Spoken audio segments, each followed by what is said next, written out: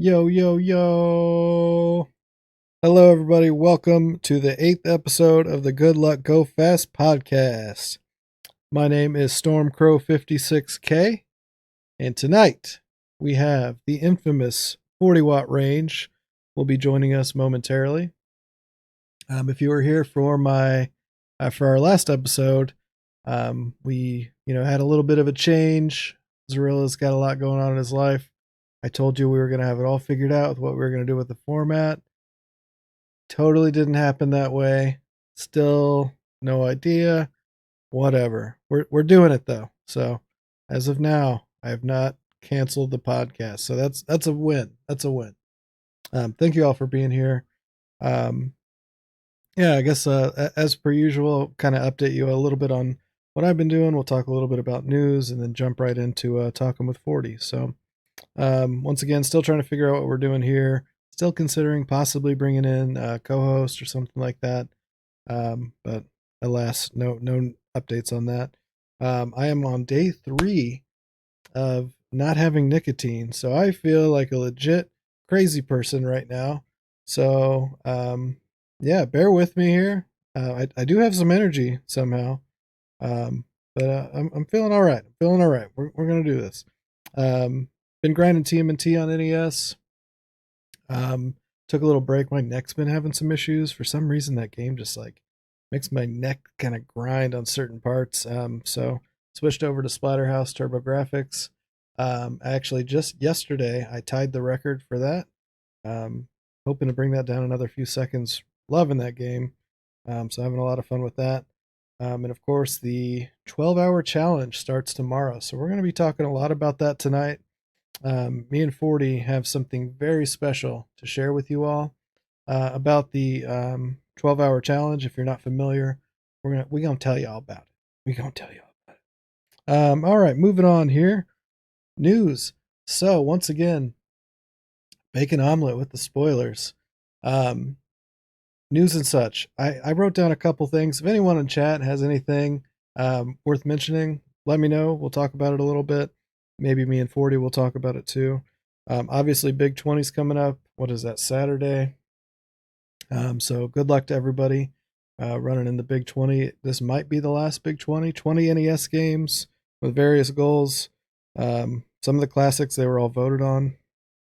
RGL TV always has cool stuff going on. Right now, I think they're doing the PlayStation PSX um, feature thing going on where their staff is playing their favorite PSX games. So check that out. They've probably got some other events too. Always got to shout out RGL TV. Um, SGDQ online, that happened. That was cool, right? AGDQ, is that going to happen? Probably not. I mean, probably online. Yeah. Other news related to Games Done Quick. Chip and Dale tourney in 2 weeks, says Rayo from RGL TV. Thank you. Big John and the Blacktastic, Bobby, one of our previous guests on here, they have a new hotfix show. What's it called? Like Boss Battles or something like that. But yeah, check it out on the Games Done Quick Twitter page. Seems pretty cool. So congrats to them for landing that. Excited to check that out.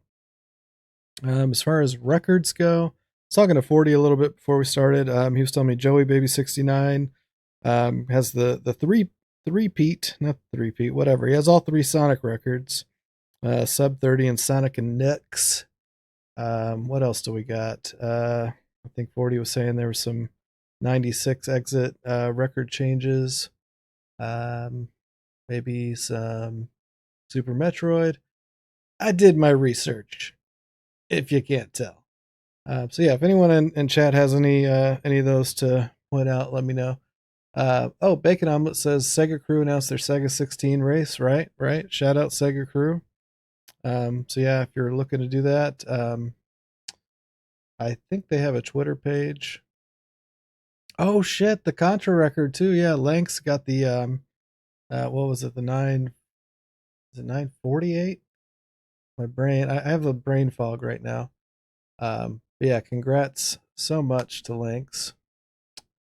And yeah, definitely check out the Sega 16, similar to the Big 20, but Genesis games. And I'm guessing 16 of them due to the 16-bit nature. Somehow skipped 49, right?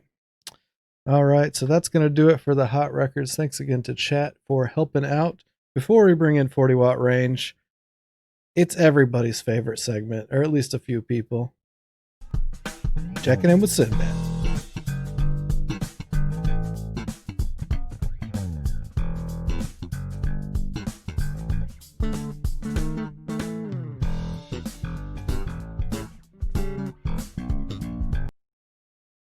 Oh, yeah. So, did you know Sinbad won a Blockbuster Entertainment Award for quote unquote favorite supporting actor family for Jingle All the Way in 1996? By the way, love that movie. Jingle All the Way is freaking awesome. Yeah, and that's your checking in with Sinbad.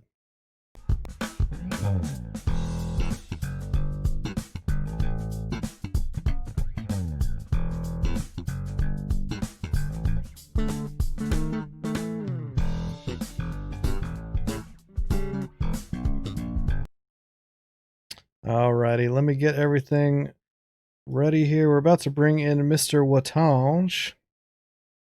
And I've got my cat trying desperately to get up on my lap.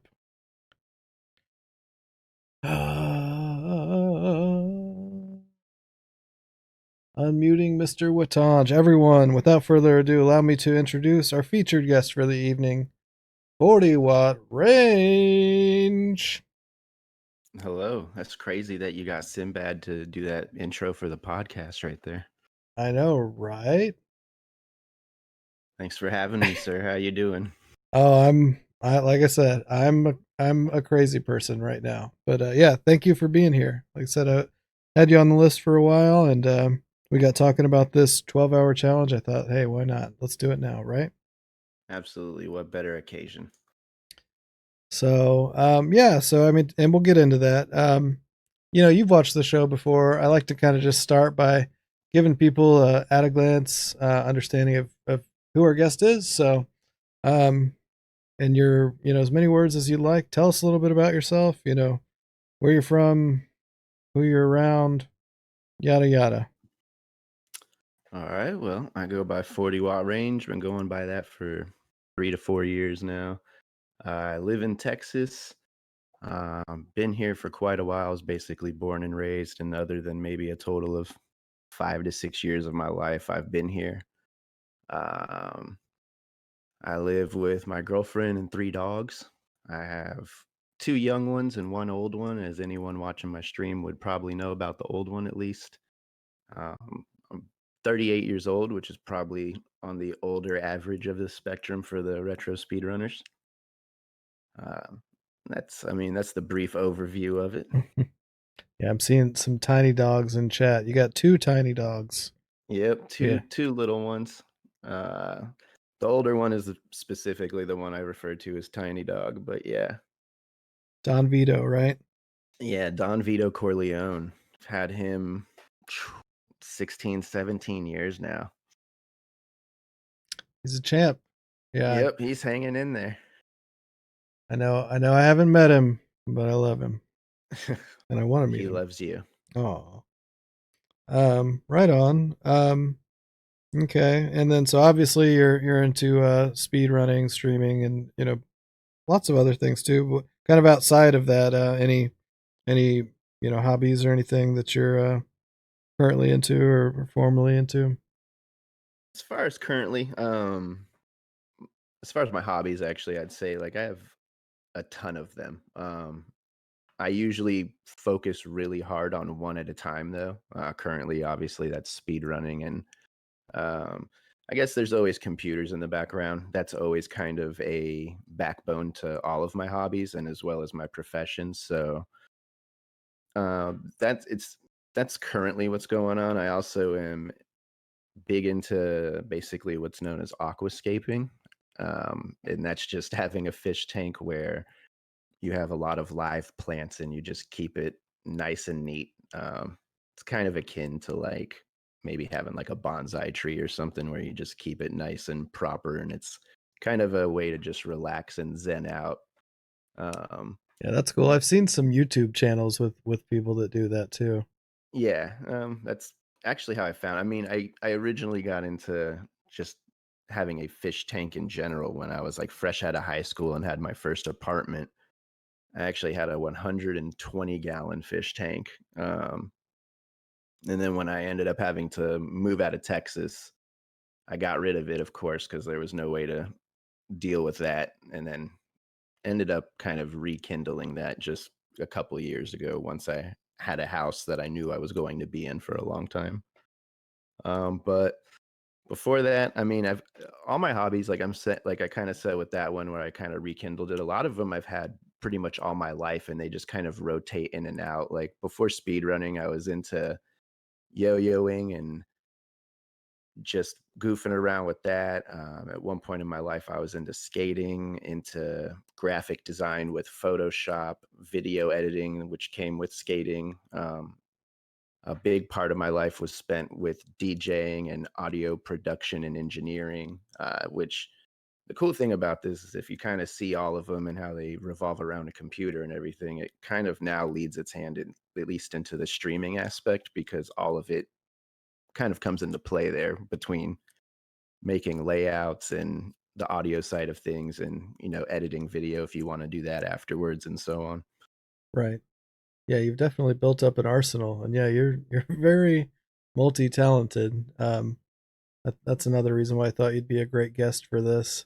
Now going back a little bit, so the skating, so you were a rollerblader, an aggressive inline skater, and I think that's part of what kind of like we kind of started to become friends when we started running Turtles Arcade around the same time, and then like I felt like we had a little bit of just some kind of weird connection or something, and I found out you were a rollerblader, and I of course was a rollerblader growing up as well. Um, that's kind of like a weird special thing, you know. It's kind of like an outcasty type of sport, if you want to call it that. And you've actually Yeah, talked about how that's kind of influenced your speed running a little bit too. yeah, absolutely. I've kind of been that way with my hobbies or in kind of life in general is, I guess popular things have kind of never really interested me fully because a lot of people have already explored them. Like, for instance, in high school, when everyone was taking Spanish, I live in Texas, that makes sense. I went to a high school that taught Russian. So Nice.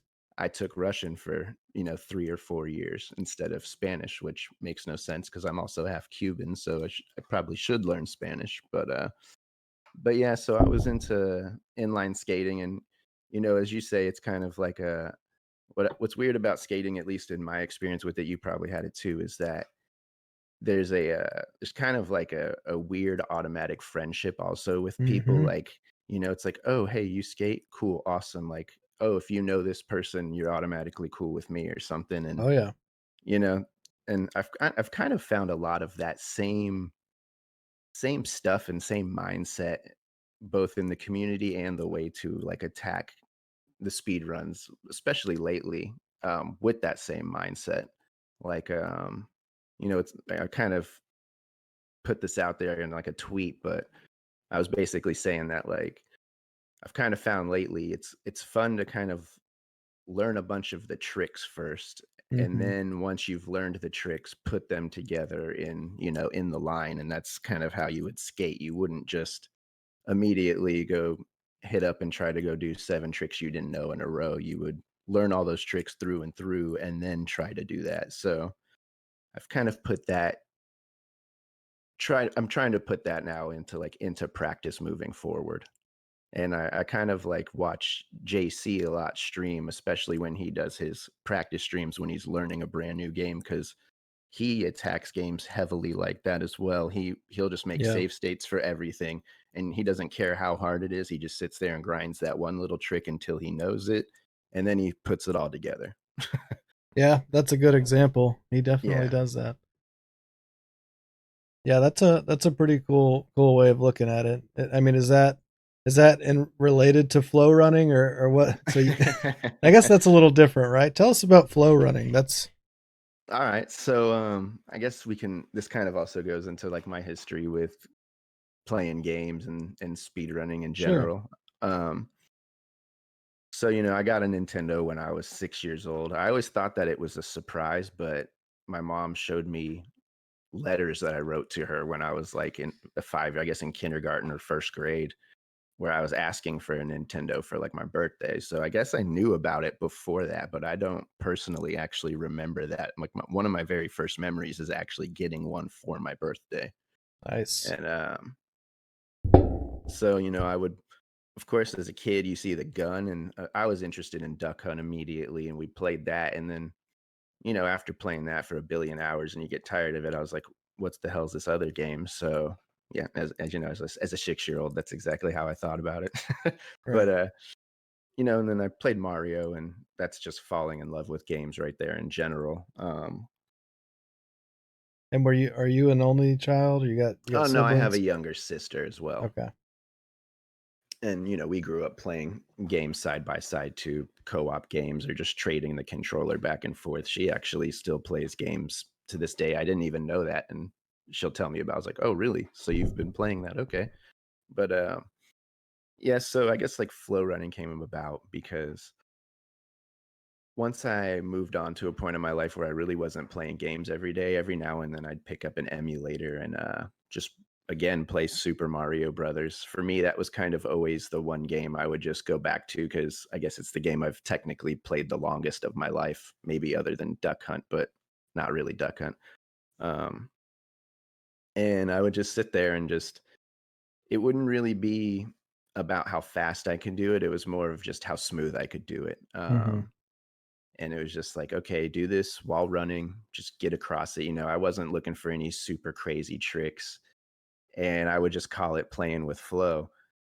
And one time I lived with one of my friends in California, and this friend, he didn't even really like video games. And one day I saw him playing Frogger on just one of those arcade plug-in joysticks, like all-in-ones. Oh God. Yeah, and I was like, "What?" I was like, "You're playing video games, man?" And he's like, "Nah, check it out. Like, what we do is we just sit here and we wait and we line it up, and you can only once you go, you can't stop. You have to get straight to the end in one pass." And like so in a way it was kind of weird little like individual levels of Frogger and trying to get as far as you could Hmm. just by smacking up as fast as you could, and you weren't allowed to stop. So like it was all about just watching the cars and them lining up in a pattern and going. But um, funny thing is a little ignorance. I remember playing on emulator, not knowing any kind of differences between. I never looked into it like that. To me, it was just the game. And I remember like watching the world record because I remember seeing like someone had beat it in 5 minutes, or maybe it was the first time someone had beat it in under 5 minutes. And I watched it and being ignorant, I was like, oh, I could do that. There was nothing. I don't think there was any like flagpole glitches or anything like that. And I was just like, oh, I bet I could do that. So I started picking up an emulator and practicing. And I remember finding like in 1-2 alone, there was, there's the jump where you running under the bricks. You have like 3 frames to jump over the Koopa and then jump over the two Mm-hmm. Goombas or whatever. And I guess this was just an emulator thing, and it wasn't processing the game right. And I remember finding a way where I could push the button and jump over the Koopa, land on the Goomba, and it would automatically hop me to the next Goomba. And I was like, that's it, man. I found the time save right there. Like, Playing and on Nesticle or something. yeah, some with some garbage controller. And I think it was actually like a homemade USB controller, possibly. Like I bought some chip off the internet where you could just convert a normal Nintendo controller into a USB controller or something. And I never, but again, I never took it seriously. It was just something I would do if I was really bored. I would just always pick up Super Mario Brothers and just try to go as far as I could without stopping, basically. But the actual term flow running was actually coined by our man Skunky 48. Oh I really? Yeah, I did I not like his know. yeah, I always used to just call it playing with flow. Like, yeah, you just gotta go, man. You just gotta make it look as cool as possible without stopping. And so I was telling them basically that exact story at AGDQ 2020, or yeah, was it 20? No, I don't know. Yeah. Hmm. Whatever the last one was. And he was That's the like, "Ah, last. That's the last the AGDQ there's ever gonna be. So yeah, that was whichever one was last in person." So and he's like, "Oh, so so you've been flow running." And I was like, "Oh, that's hilarious. That's a great name." Yeah. And so that's where that came from. And then lately I've even been thinking like people make Kaizo hacks and everything, and you do all those crazy, crazy tricks. And this kind of goes back to the mindset you were talking about with skating. And I was like, what if flow running was actually kind of like skating, where you don't use a hack that was built for it, like a Kaizo, kind of the equivalent would be like of a skate park. It was like more like you have to play the vanilla levels, but you have to do as much crazy cool stuff in them as possible. Like right. it doesn't really, time's allowed, do it fast, but cool is more important than fast. Plus, it's just a nice fallback when things go awry too. You're Yeah, instantly in flow run mode. exactly. Have a little fun with it. Use your style. Right on. Well, I always enjoy watching a flow run. Thank you, thank you. So Sometimes I have more fun with them because, like you were saying, you don't have to really worry about anything at that point. yeah, and yeah, and I mean improvisation too. Like obviously, the more RNG you have in a game, the more it's going to be useful. But even games with fixed RNG, when things don't go right, being able to improvise, even regardless of style, is a good skill to have. Um, Absolutely. so yeah, so all right, so you talk about NES. You've had a lot of consoles growing up too. I know you've talked a lot about this. Sega CD was one of your favorites. Tell us a little bit about just your history with kind of gaming in general. Yeah, I was definitely lucky enough to be a spoiled kid when it came to video games. Like I had very young parents. Like they had me when they were basically like 18 and 20. So they were always kind of the cool parents and the have Nice. fun parents. So but they also got divorced when I was in like 5th grade. So Womp womp.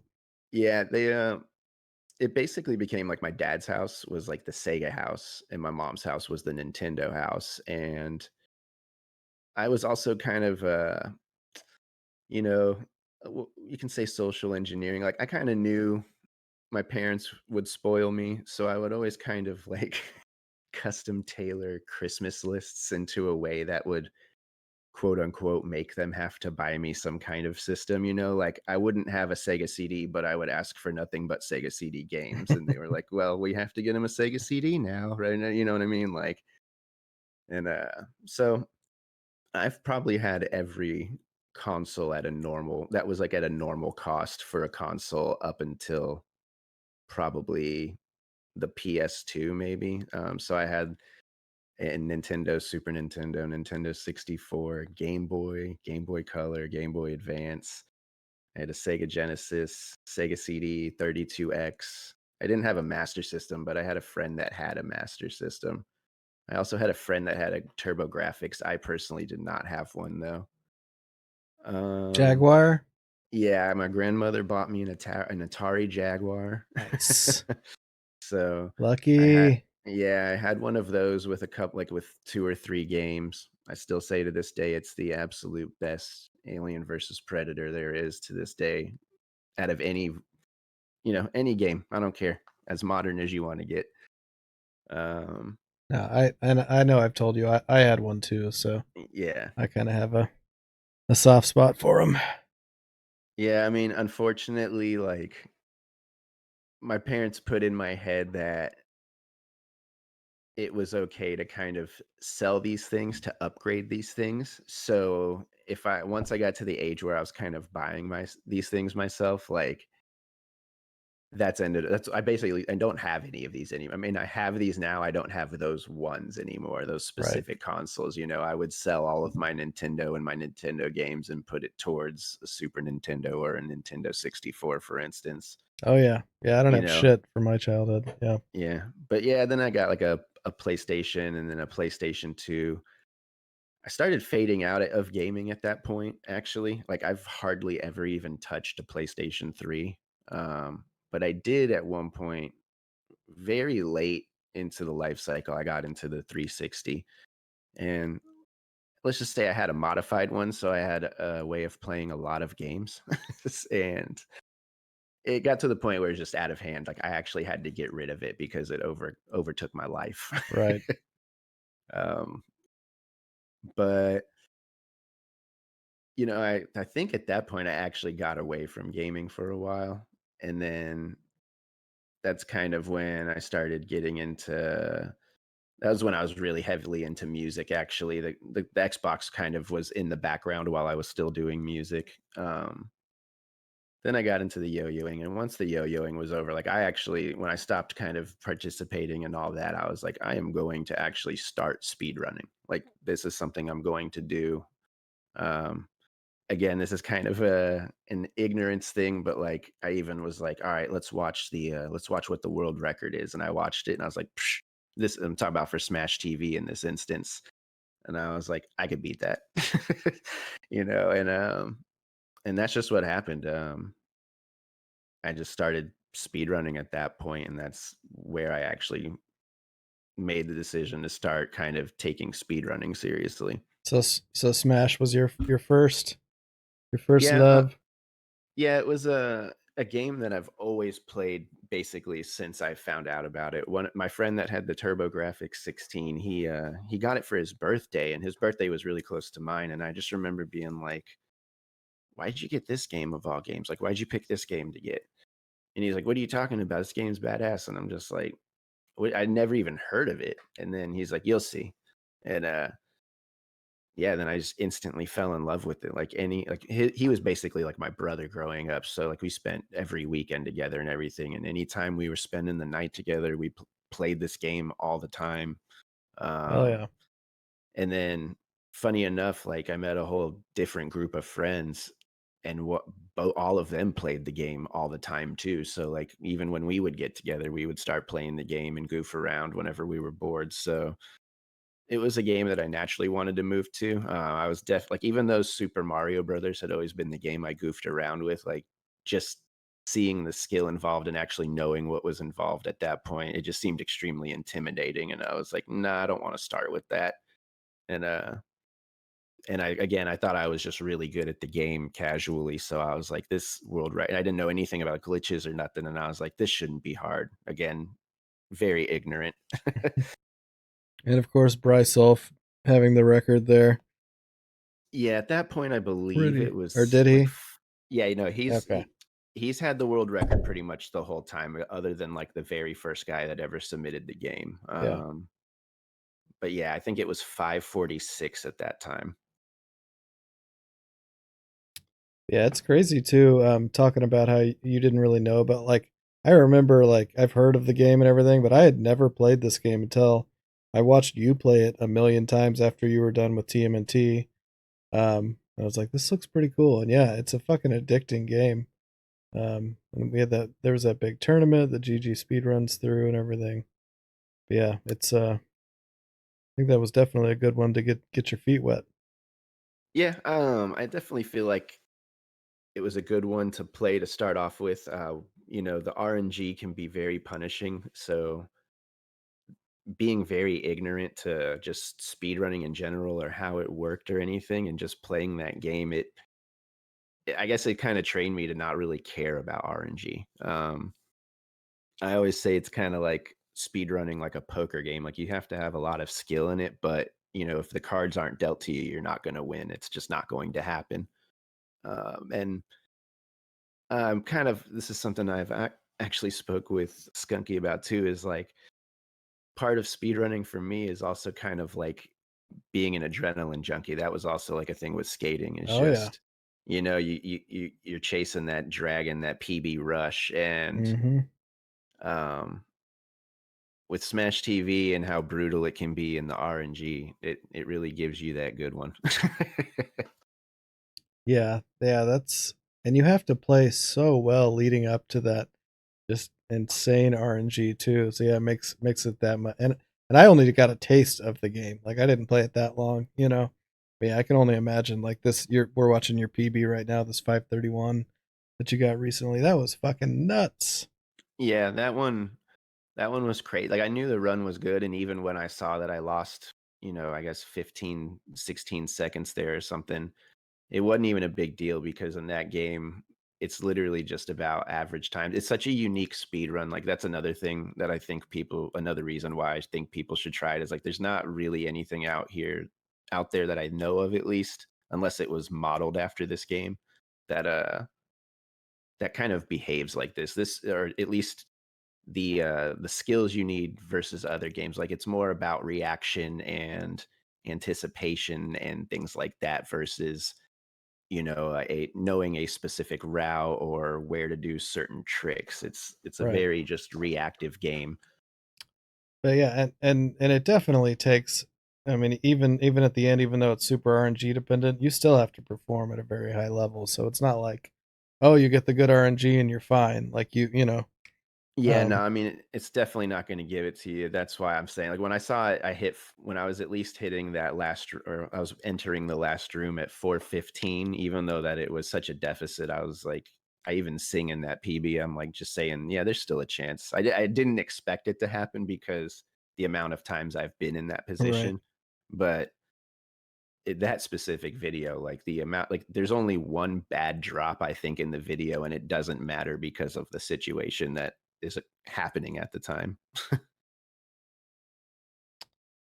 So talking a little bit about some of your other kind of runs of interest. So Turtles, like I said, TMNT Arcade, that's kind of how we got to know each other. Yeah. What drove you to run in that? Was that a game you played as a kid or Yeah, that was a game that as a kid completely blew my mind. Like I would sit there and I think at one point, if I'm not mistaken, we may have even had it at our local grocery store.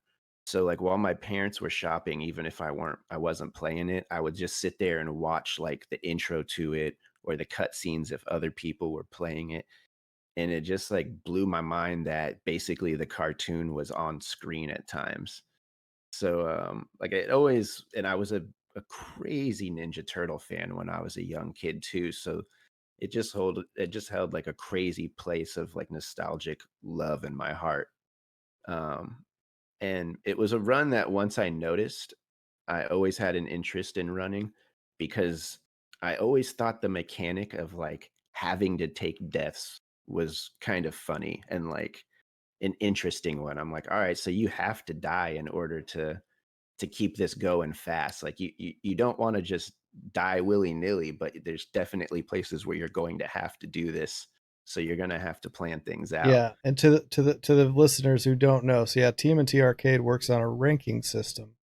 And part of it, so it's how fast you're going, and then also just if you've taken any deaths, will control how many enemies you see throughout the game.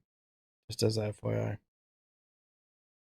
Yep. So that was like that always interested me. I mean, I know it's an arcade game, so most of the time when people think arcade games, they always think 1cc. Um, but like knowing that there was that weird dynamic to it, I was like, all right, that's a cool game. Like I want to get to playing that. And at the time of like actually kind of discovering it as a speed run, I was speed running I believe Streets of Rage 1 on my Genesis. And basically there was just like right when I got it in my head that I wanted to speed run it, a weird series of events just occurred that kind of forced me into speed running it, which was like two controllers of mine had broken within a week of each other. So I couldn't even play my Genesis.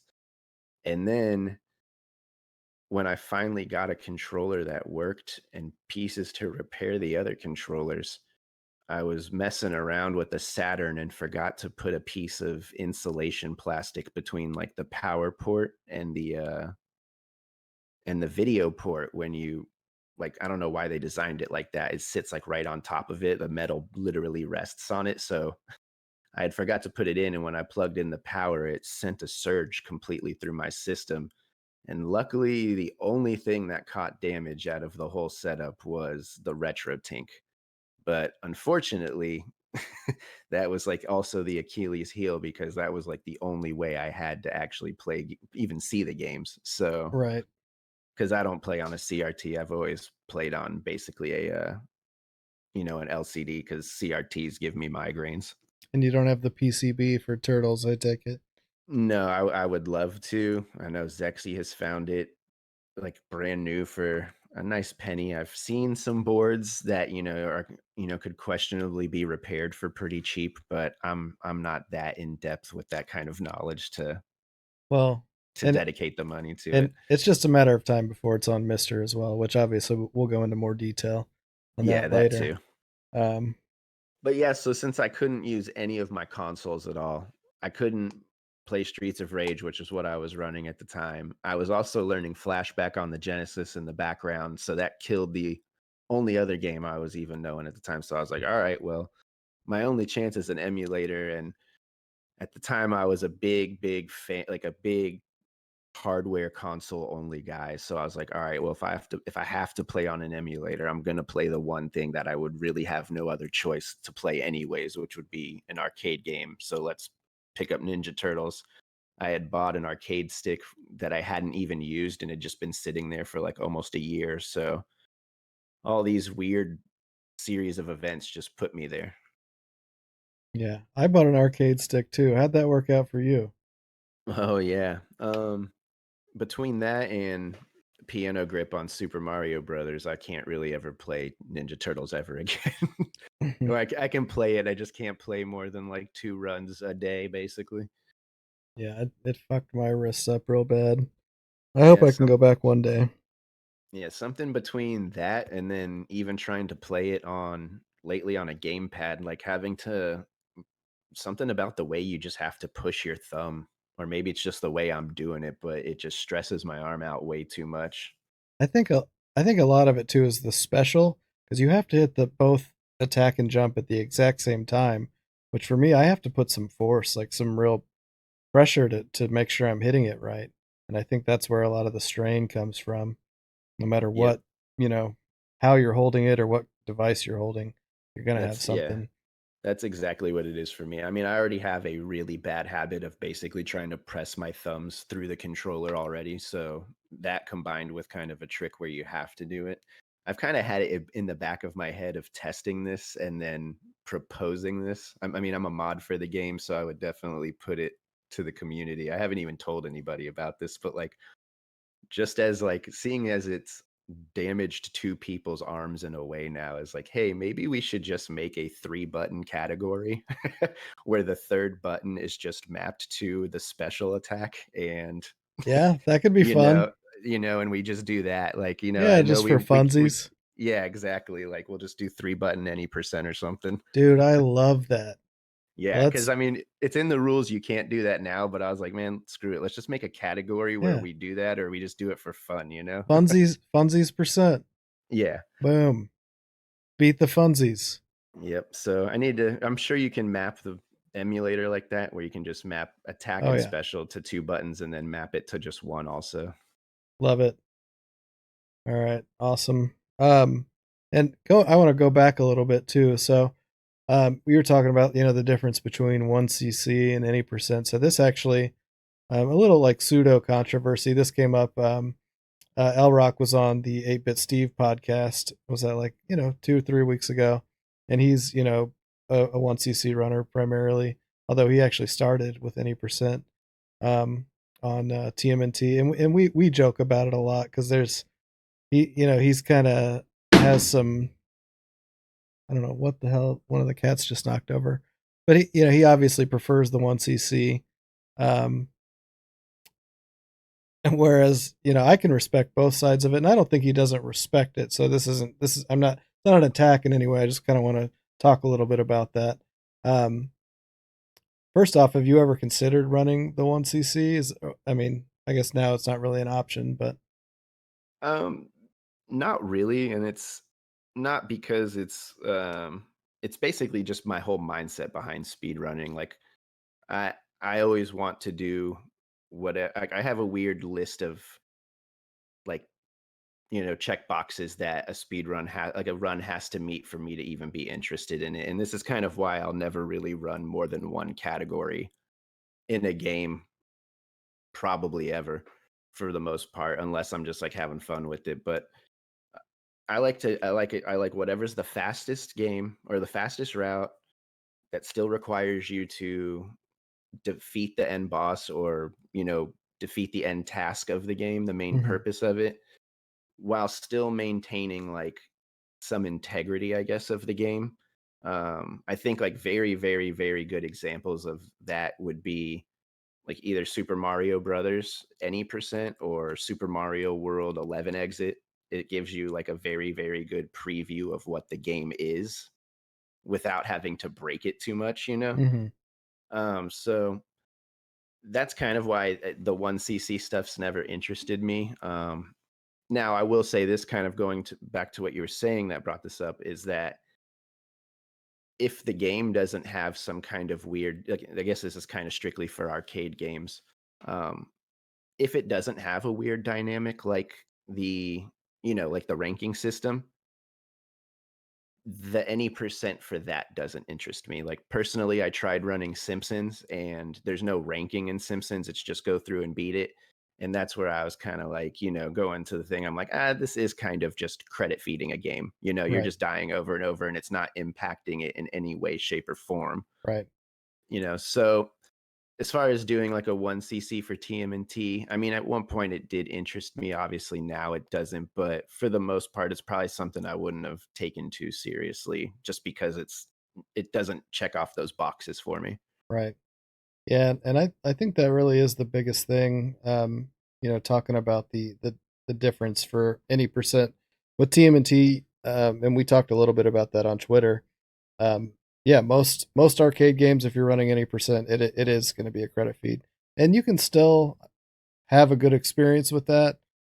It may not be for me, may not be for you. But yeah, I don't know. It's definitely a very unique any percent arcade game. So.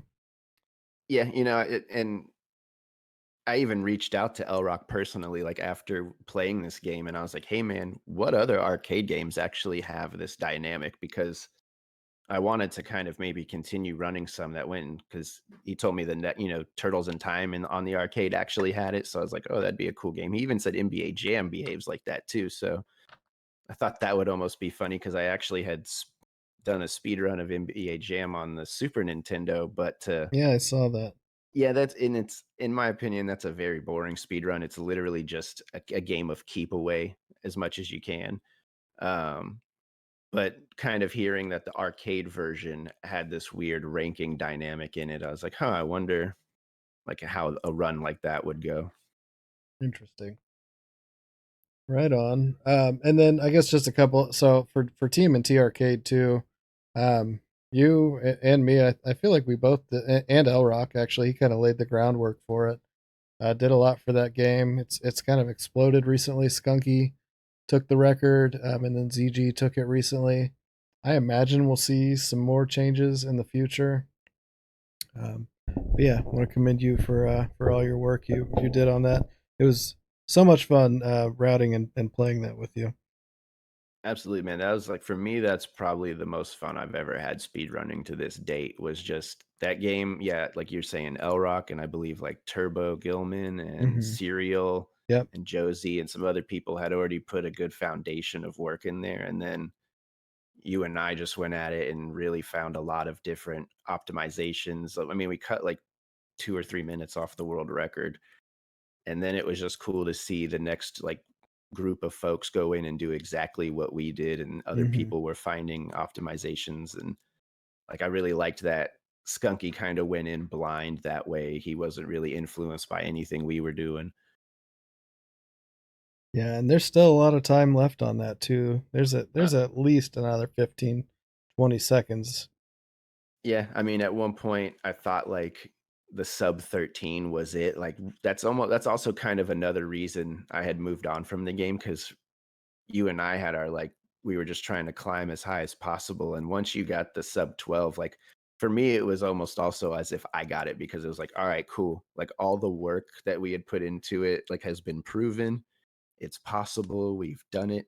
And then now it's like I'm almost like, man, someone's about to do like an 11 something run, like Hmm. I'd so it's love to pretty see it. crazy. I would too. I would too. Right on. All right. So, and then I guess kind of the final quote unquote run of interest, which we just watched the end of it there. So, Super Mario World.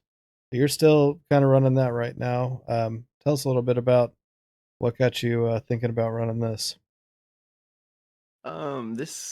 This game I was starting to learn kind of right before the Smash TV tournament. I was just kind of goofing around with it.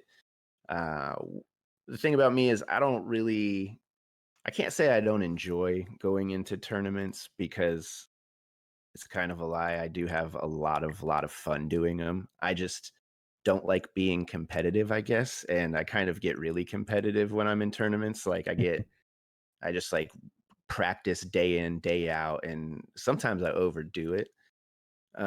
So Super Mario World was kind of a nice break from that. Like we were talking about, it's like Smash TV's RNG heavy. When I found like Super Mario World glitchless run, there's zero RNG, I believe. So it was just a good way to try something completely different. I kind of also have a belief that if you want to get better at one game, you should find out like maybe what you're bad at in that game and then find a game that's really heavy in what that bad thing is. That way it forces you to practice that bad thing a lot more. So then when you return back to this other game, you're better at that bad thing, if you know what I'm saying. So, what was Like, that bad thing? I'm lost. okay, so like I'll give you the example where I kind of discovered this myself. So Okay. I would play Smash TV a ton. I played it like 2 years straight, and then I started playing Super Mario Brothers a little bit after that, and then after TMNT arcade. And when I started playing Super Mario Brothers, I was learning pipe jumps, and that was the first time I had to like really, really, really focus in on almost pixel perfect jumping. Like you have like 3 pixels, I believe, to jump on. And then when I went back to Smash TV after, actually this was a year ago. This was the last tournament, I believe. But anyways, um, when I went back to playing Smash TV, I found that without even like I kind of realized it in the middle of playing it that like my movement was so much cleaner in Smash TV because like I had Super Mario Brothers had trained my eyes to like pay attention at way closer detail than what Smash TV was doing for me. I'm sure other people could possibly get that from it, but I just noticed that I was able to like run in and out of enemies a lot closer and cut a lot closer dodges and things like that that I couldn't before, and it was only because of Super Mario Brothers. Interesting. So Super Mario World, I figured I hadn't really put time into a game where it's just heavy, heavy on precision and it's been optimized to death. So there's no question really in what route you're taking, where you're jumping. It's basically a script that you're just trying to perform. Yeah. Um, so with a game where I kind of wouldn't have to do any work at all, honestly, I just wanted to see how far I could push myself in that game.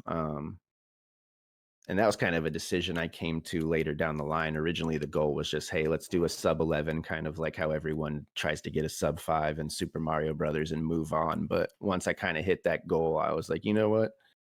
I've never really pushed myself as absolutely far as I could possibly take myself. And that's kind of what I'm doing with Super Mario World. I don't, I've said this on my stream 1,000 times. I don't have a time goal, I don't have a leaderboard placement goal. I just have like a list of tricks that I want to do. Once I do those list of tricks, I'm going to add new tricks to that and swap out other tricks and so on. And I just have a run I want to do. Right.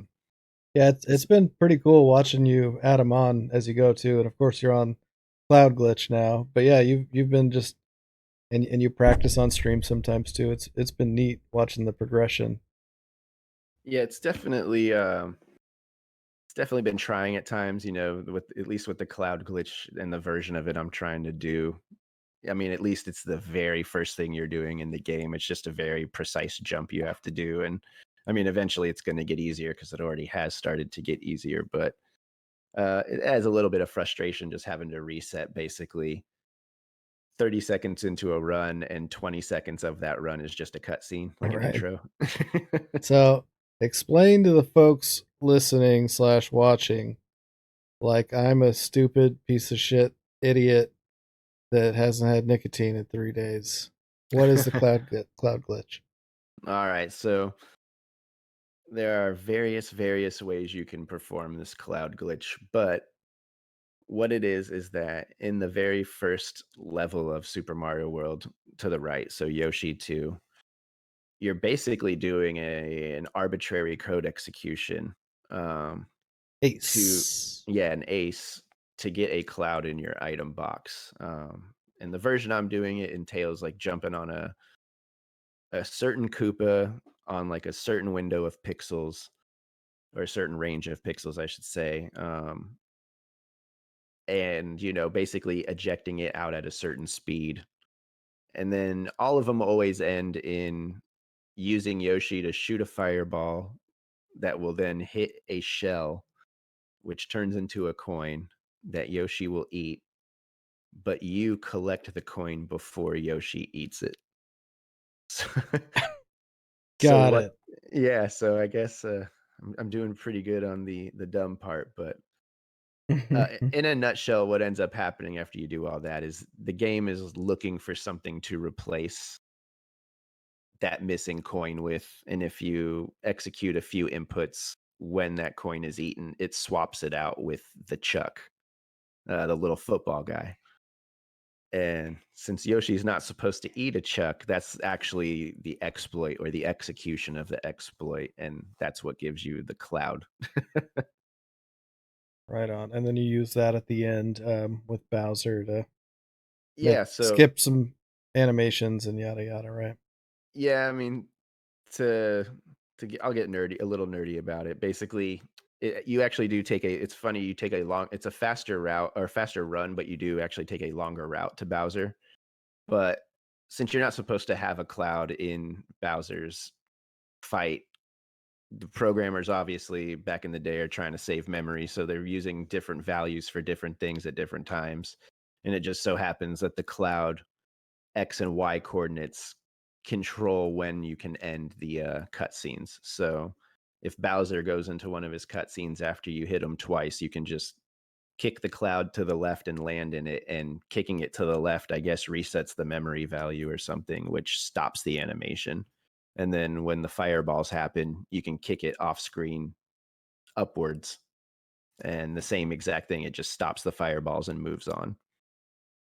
And doing all that saves about a minute to a minute and 15 seconds. Yeah, that's nuts. Yeah. So you're just saving time off cutscenes, basically. Someone figured all this shit out. That's crazy. Yeah. I mean, I have a theory that they probably worked their way backwards, but Right. yeah. Right on. Alrighty. Well, yeah, appreciate you kind of sharing some knowledge about why you like those games. Something we and I know you've watched the show before. We always like to ask kind of a few basic questions. What were your first off? What's your favorite speed game, and favorite casual game? If you had to pick one or two. All right. So as far as a speed game is concerned, it would probably honestly be a tie between Smash TV, which would probably ultimately win, or just Turtles Arcade. I mean, I just love that run. I love trying to do it. It gets frustrating at times, but I to this day I wish I could grind the hell out of it. I hear you, man. And then as far as casually is concerned, my it'd probably be like the modern Fallout series, at least Fallout 3, New Vegas, and 4. I really Fallout 3 is probably the only reason I'm actually playing video games again. Like I said, I had a 360, but that's the game that actually sucked me into playing it. I never really played an RPG like that before, and yeah, I Yeah. fell in love with Fallout. Fallout somehow is like if you could take all the weird little things I like in life and smash them into a video game somehow, you actually just get Fallout. Yeah. So it's like 100% a nostalgic trip for me. Nice. Yeah, I was always a big fan of New Vegas too. It's glitchy as hell, but yeah, I like that game. Yep. Right on. And then we talked a little bit about your childhood, and gaming too, but once again, question we always ask all of our guests, is there a specific, do you have a favorite childhood gaming memory, or is there one you can think of other than opening up your NES? Yeah. Probably this goes back to the spoiled child thing. I remember one Christmas, I ended up getting like a Sega Genesis, a Sega CD, and like a Game Gear all that same year. Like it was You just yeah, it was just I mean, and then that was like just kind of the base, and then it was just games on top of that. Like up until a point, my family was really big, so like we would all come together, and it like Christmas would get insane with how many people and everything there were. So like, yeah, I mean, because I remember getting that, and then on top of that, it was like 3 or 4 games for each of those things, and so, I mean, as a kid, when you're young and that's like what you wake up to at Christmas, that was absolutely insane. It I'd was say, like Christmas. yeah, yeah. I'd say, I mean, it was like, that's like 3 Christmases or Right. 4 Christmases. Yeah, that's Um, insane. another thing that just kind of popped into my head as I was saying that too is I remember when the PlayStation hadn't even come out yet. I was I got really big into like towards the end of the Super Nintendo life and forward, I kind of got really into fighting games, as probably a lot of kids my age did with Street Fighter 2 and Mortal Kombat and Killer Instinct and all that. But I remember seeing in an electronic games magazine that they were going to do like I think it was like some kind of weird mini E3 tour or something that they were doing, or maybe an EGM tour. But basically, like I found out that in the city where my grandparents lived, they were just gonna have, like, kiosks of the PlayStation, and this was, like, 6 months to a year before it even came out, Oh so, damn. yeah, I, like, made it a mission in my life to go there because they had s every launch title, like, you could just play it, so I was just mind blown with Mortal Kombat 3 because I loved Mortal Kombat 3 and seeing, like, it was the arcade game. Like, it wasn't like Super Nintendo or Genesis where, you were playing it, but you knew there was a compromise. Like, Right. this was just like the only compromise was that you had a controller instead of a stick. And like I remember that just blew my mind because I just got to play all that. And I remember also in that same event playing Street Fighter 2 against some dude in Australia over like the Sega. I don't even Sega remember like Channel? I don't know if it was Sega Channel or X Band, but they were Okay. demoing I think it was X Band because they had the Super Nintendo there also, and I just remember that guy from Australia just completely kicked my ass, but who knows what was going on with the internet back then, or whatever network they were using. Yeah, and sorry, that just triggered something in my brain too. So speaking of Mortal Kombat 3, I went we went to go visit like my aunt in Delaware around that time.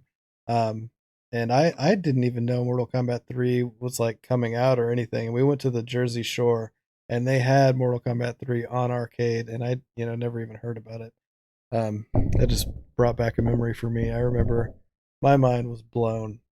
And then I played it more and realized I didn't like it. But Dude, I remember when Mortal Kombat 1 had come out, things like we had an Aladdin's Castle at our mall. oh nice. And, dude, things got so serious there because they like, the entrance I mean, as a kid, it seemed giant, who knows how big it actually was, but, like, on one side, there was Street Fighter 2, and on the other side, there was Mortal Kombat, and then on top of that, they had, like, another TV on top of them just with mirrored play because the crowds were just so deep.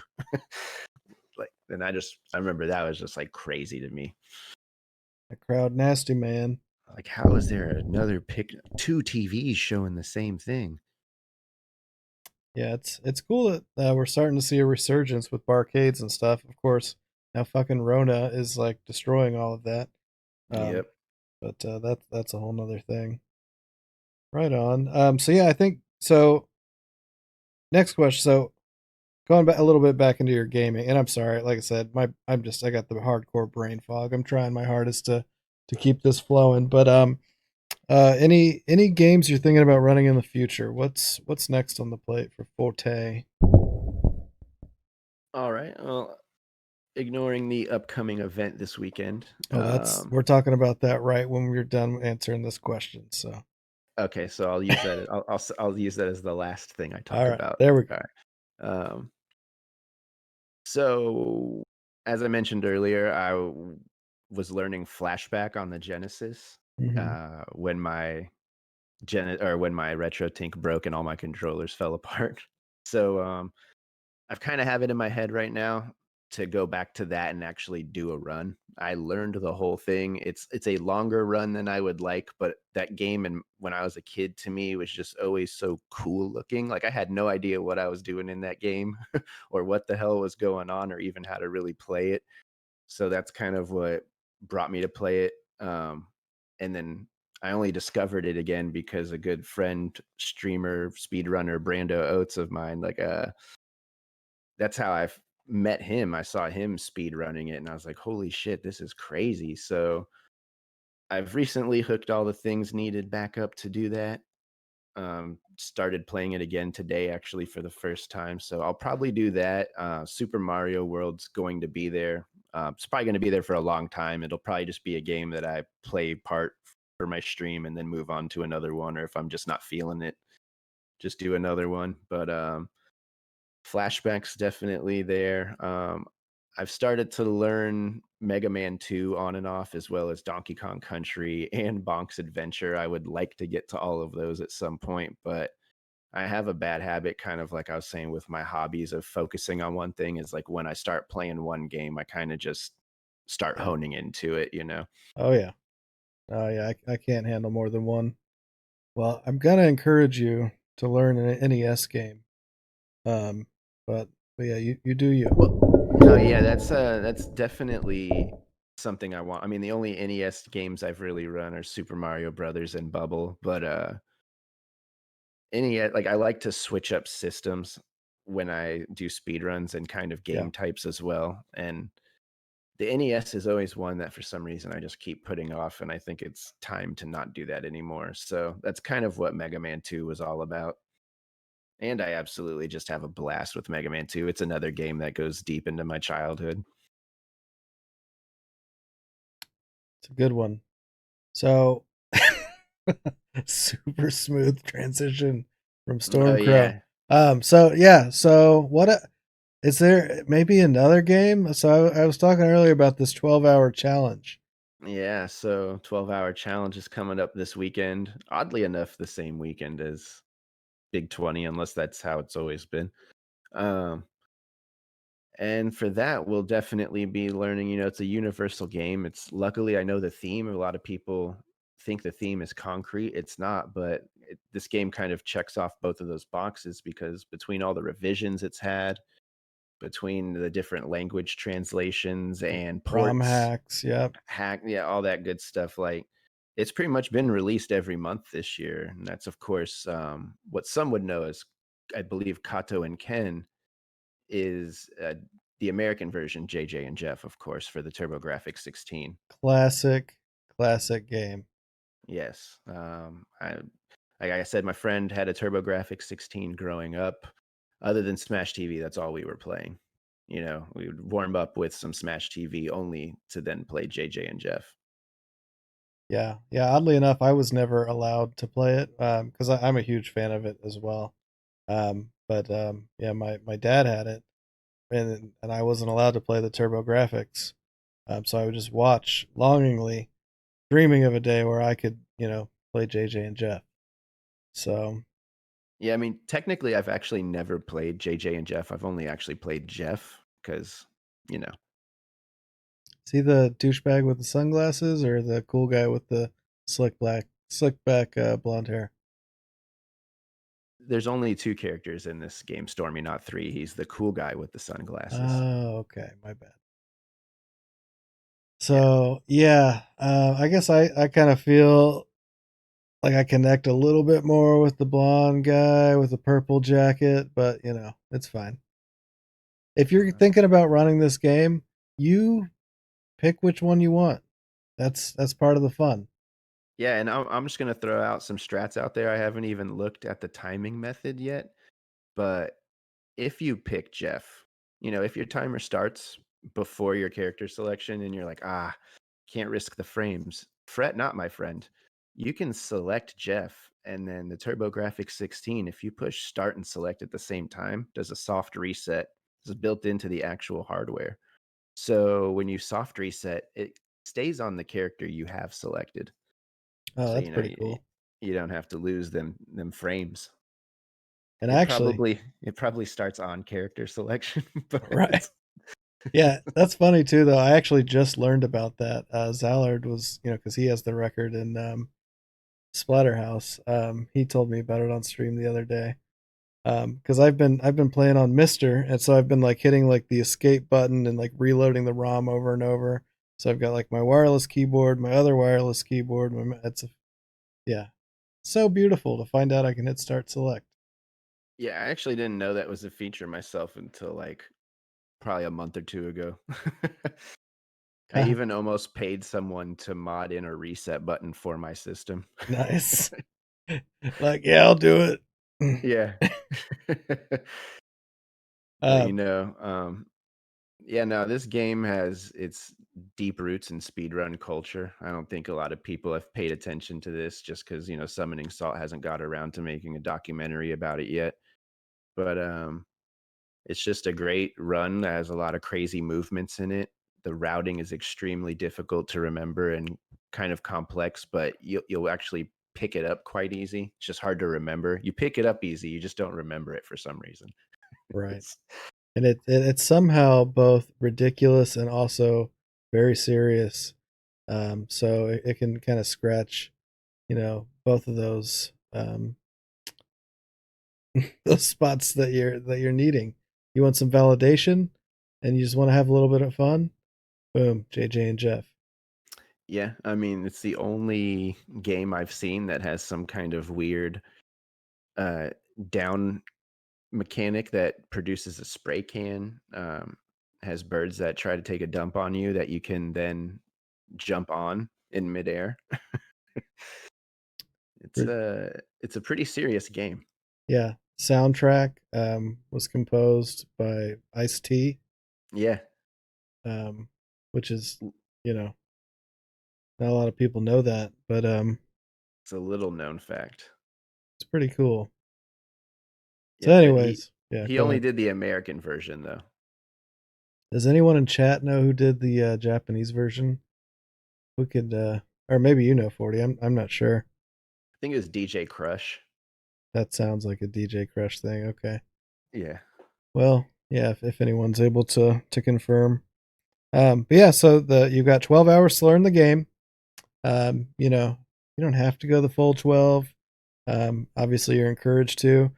Me and 40 are going to be doing a race at the end of it, so I don't know if that'll be on, I guess, on Monday, or we'll figure it out. If anyone Yeah. wants to learn, you can do the Japanese version or the American version. There are some differences, but whatever. We're going to have a fun race at the end, so we would like to encourage anyone, to learn it. You can do it on emulator, console, if you got a Mister, what have you. I'm even gonna put up a controller for whoever puts up the fastest time for the game. Ooh, nice. So and that's a Super Famicom. Yeah, tell us a little bit about that. On that, that's something I wanted to talk about. So you've been, I guess you could say, modifying and refurbishing Super Famicom controllers, right? Yeah, it was a weird series of events that kind of just led to it. It started because I saw a speedrunner by the Carrie Palmer. He does a lot of RPGs. Uh, he modified a super. He was going off one day. He's like talking about how the Super Nintendo LNR buttons were garbage, And I was like, "How dare you? How dare you talk about them that way?" And then he had modified them with mechanical buttons, and they were huge buttons, and I don't know, he had to, like, glue them to the board and stuff in a weird way, and I know he had changed it later on, I hadn't seen that myself, but it got me thinking, I was like, "Oh, I wonder if you can make a mechanical controller for the Super Nintendo, like, make the D-pad mechanical." So I actually goofed around with that for a bit, and it was right around then when I was doing that, that Skunky was doing his thing and started kind of showing people that stuff.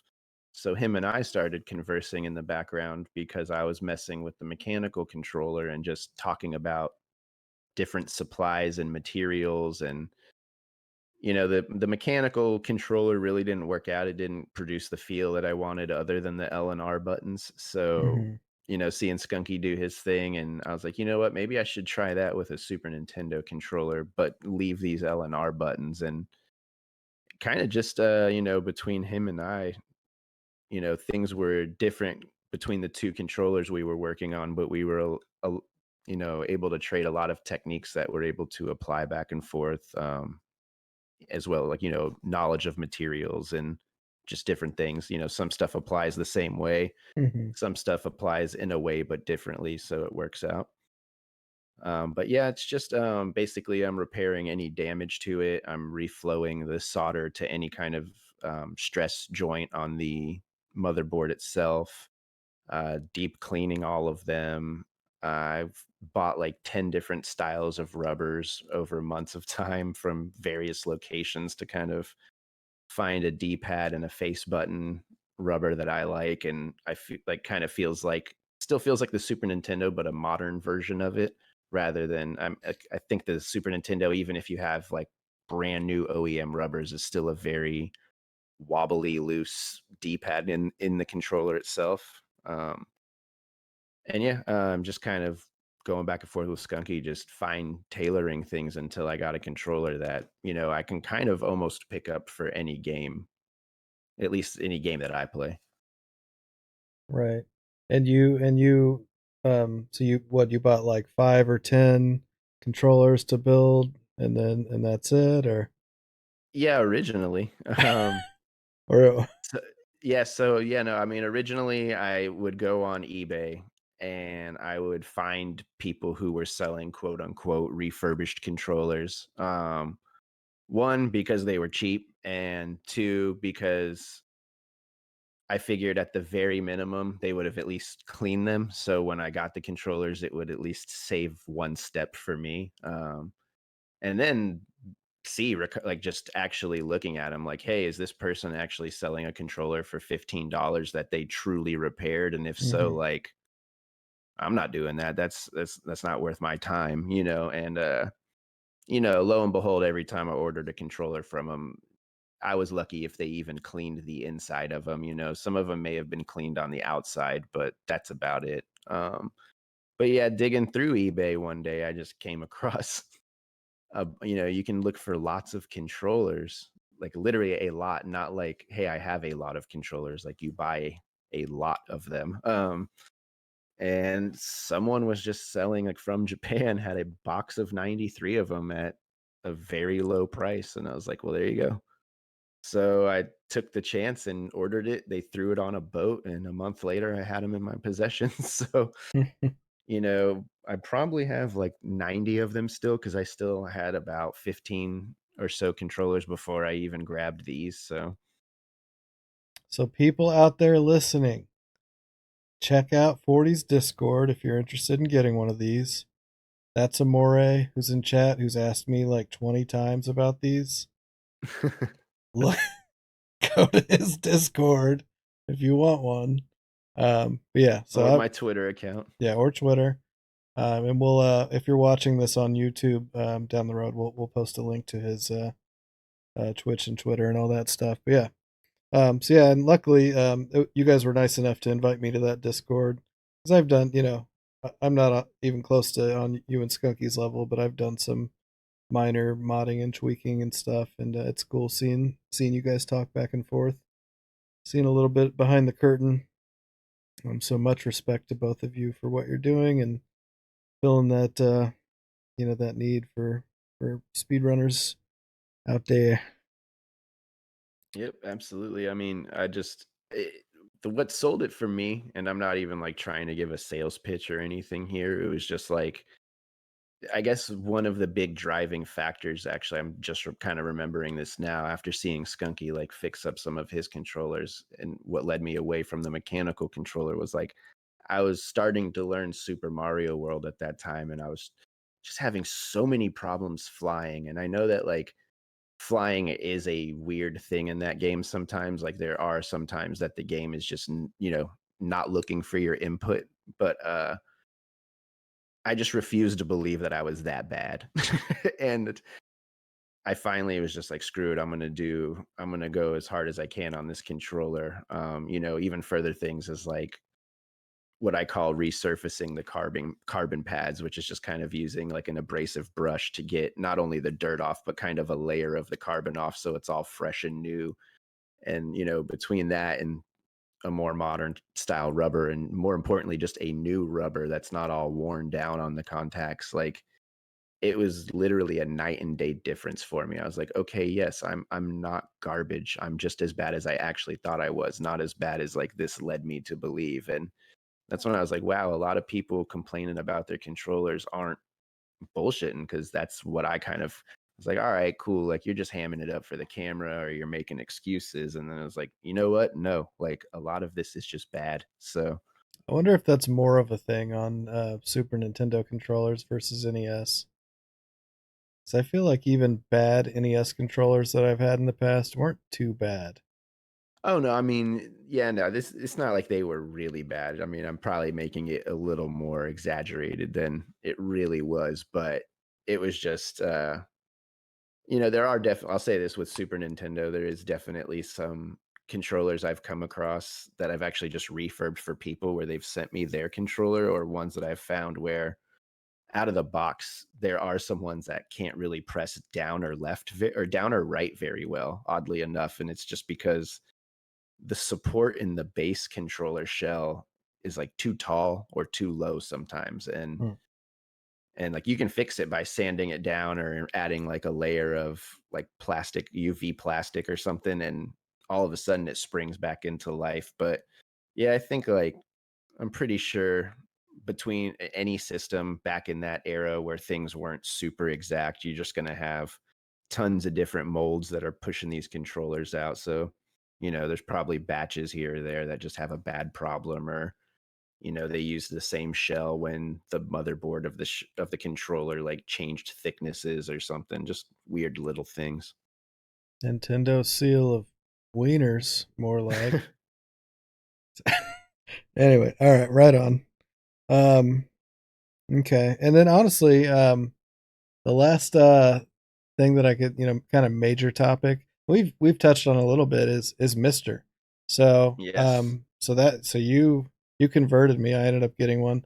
Tell the folks at home what is Mister FPGA, and then we can dive a little deeper into it. All right. So essentially, like if you think of the analog products out there, that they're recreations of the systems on an FPGA, to Analog the keep company, yeah, yeah, Analog the company.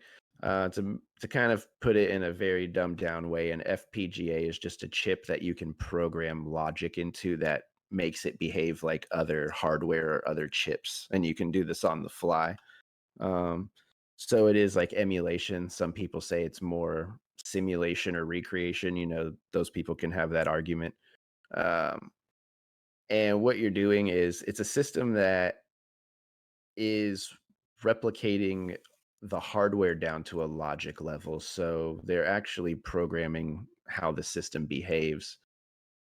So, and, it is emulation, it's hardware emulation, and kind of the difference between hardware and software emulation is that software emulation can't do tasks that as powerfully. I guess it's a bad way of putting it, but they just have a lot of layers in between them. They have an operating system, the right. application itself, and a lot of developers and take emulators, and they have to take shortcuts to emulate the game better. So a lot of it turns into making the games work more with the system rather than making the system work how it should. Is I guess a simple way of putting it. So with Mister, it's it's an all-in-one box that works off a thing called a DE10 Nano. It's a development board that's actually the half the cost is eaten up by Intel on those things because they just want to teach people how to code. So right now, when you see that $140 price tag, it's actually supposed to be closer to 300. Oh, really? I Um, did not know that. That's cool. yeah, and over the course of me following the project, the price actually has steadily gone up, like in increments or 10 of $20. Like I think I bought mine originally for like 130 or $40, and now they're 50 or 60 or even higher in some places. So And they keep um, selling out on Amazon too.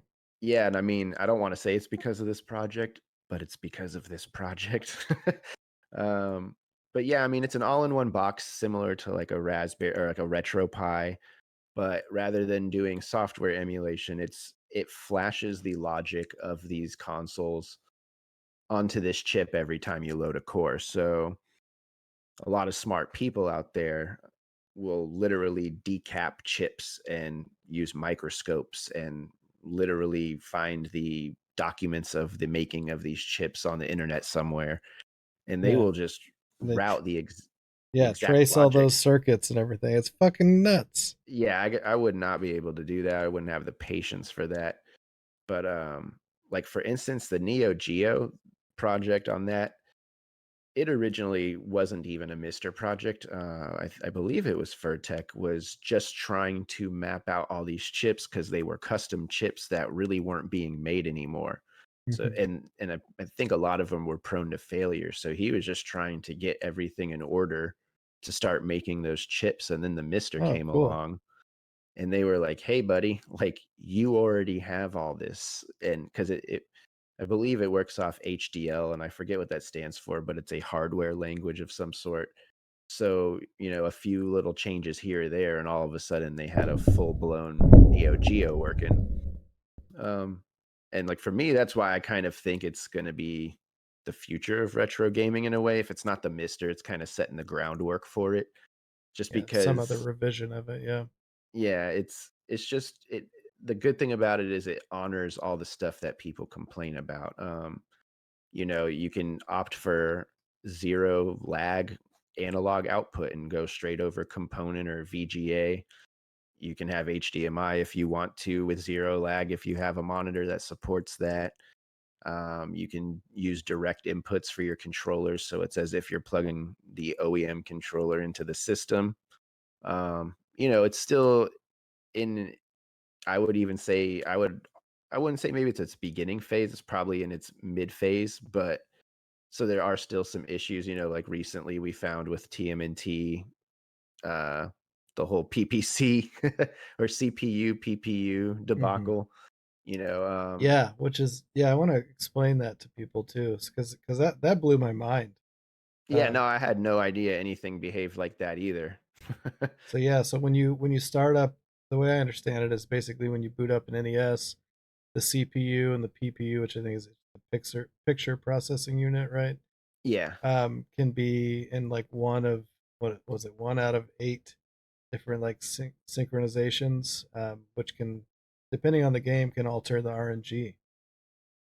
Yeah, and the funny thing is like I spoke with some people. I don't know if I spoke directly. I can't remember if I spoke directly with the NES developer, like the core developer, but uh, apparently, if this is an ego getting in the way, I'll kind of put that out there too. But apparently, it's a hardware bug. Like apparently, the Nintendo shouldn't act like that. It's just more of like some weird delay in the system, and that's actually why like a lot of Nintendo games have weird flicker and graphics doing weird stuff. Like kind of if you look at TMNT, the bottom menu is kind of going crazy at times, and apparently that's an attribution of that.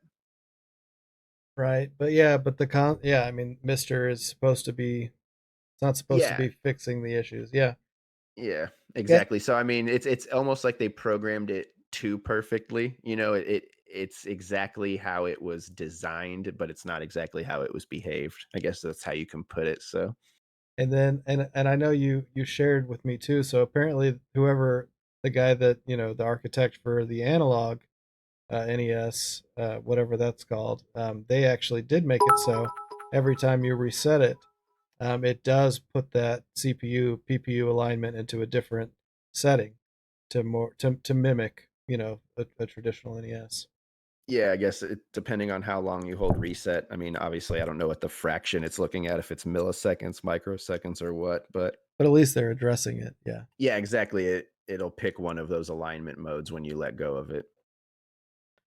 I gotta say too, I checked. I all of my the bit alerts are turned off. Thank you, Skunky, for the 100 bits, but that's weird. Um, so yeah, that's a whole thing. Save states still aren't really a thing other than Game Boy Advance. Um, Yeah. Oh wait, no, there was a new core the other day released, and it actually has save states as well. It was the chess core. right. All the chess speedrunners were just dying for that save state Mm-hmm. capability. Aries, thanks for the hundred cool bits as well. Can you see chat right now, Aries or Yeah, 40? I can. Okay, Yeah. just making sure. Just making sure. But yeah, I mean, that aside, that became like a way bigger issue than it needed to be. So, like for instance, like I was saying with the Neo Geo and it being basically an exact replication of it, that's pretty much now how the TurboGrafx 16 is. When it started, it was pretty good, but had its problems. And then I forgot who, someone came out, rewrote a ton of stuff from the ground up, and now that is apparently perfect.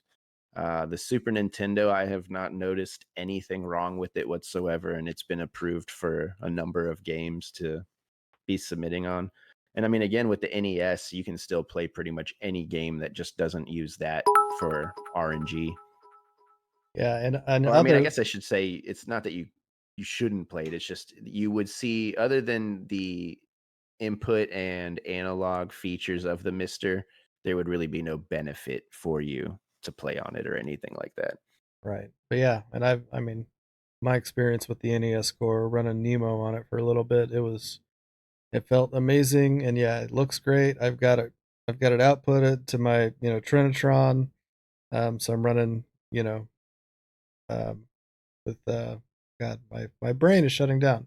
Component to my Trinitron and then HD, HDMI out to the capture card. So it's a beautiful thing, and I'm really glad I learned about it through you. So I can't wait till we get more save state support, but Yeah, I I mean, that's it love for me. the Mister.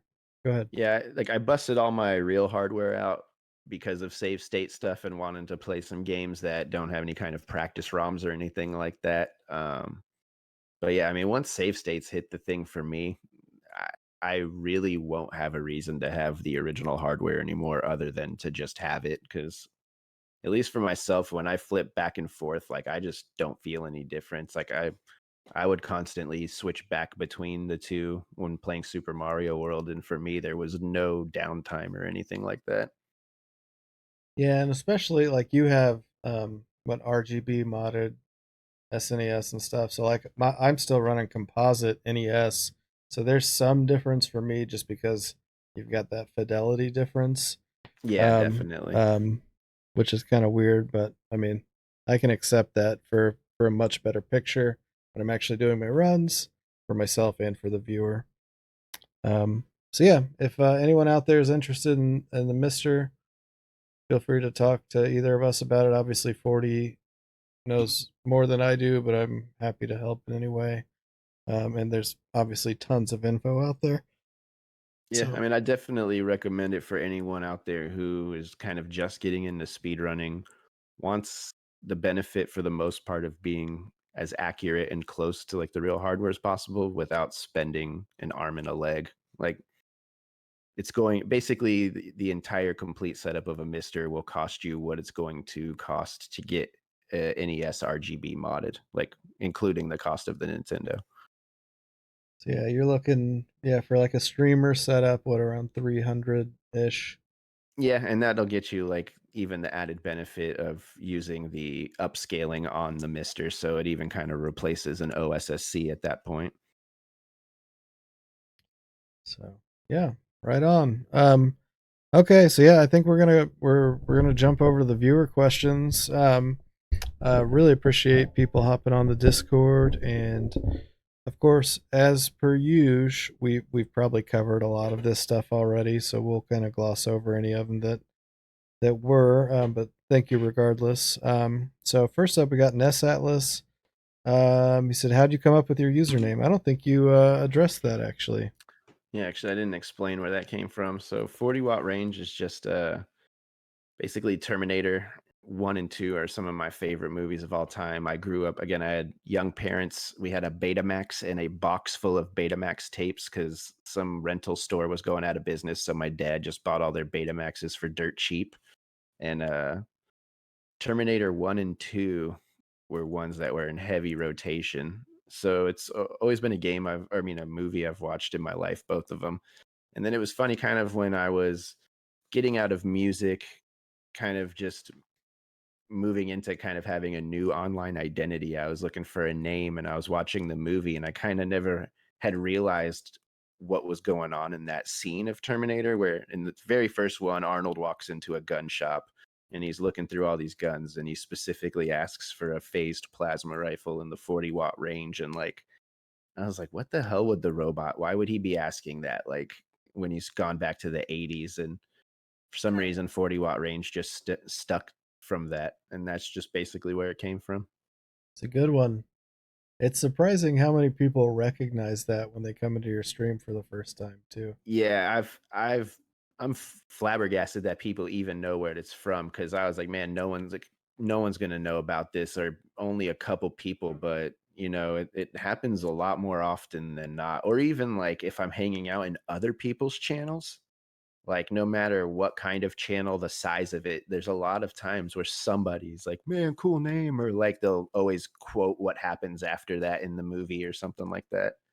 And I guess a small little fact about that too, if you watch the Aliens, the second Alien movie, if you watch the director's cut of that, there's a scene where Bill Paxton, the game over man, he actually has a scene where he's going on about his weapons, and one of them's also a phased plasma rifle in the 40 watt range Nice. because James Cameron made both those movies. Right.